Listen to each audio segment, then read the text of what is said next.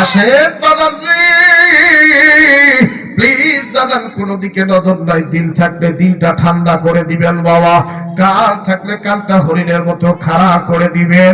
লোক at me, আমার দিকে তাকাবেন, কোনো দিকে তাকাতে কি করবেন না।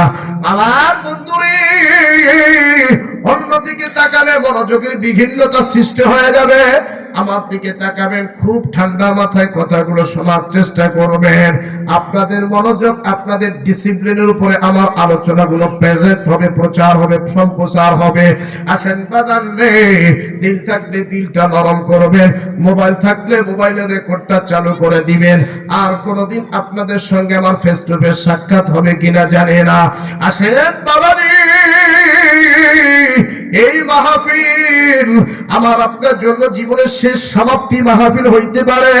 এই বয়ান আমার আপনার জন্য জীবনের শেষ বয়ান হইতে পারে। দাদা সেই ঢাকা থেকে আসছি, আবার আগামীকাল উত্তরবঙ্গের মাহফিল, সেই দিনাজপুর ঠাকুরগা। এদিকে যে শীত পড়ছে বা প্রচন্ড শীত, ফোন দিছিলাম, আমার গ্রামের বাসা হচ্ছে নীলফামারী জেলা, ঘর থেকে বের হওয়া যায় না, এত পরিমাণ শীত। কথা বলেন ঠিক কিনা? গতকালকেও তো প্রচুর শীত ছিল বাপ, ঠিক না? আমার এটা কষ্ট হচ্ছে নাকি?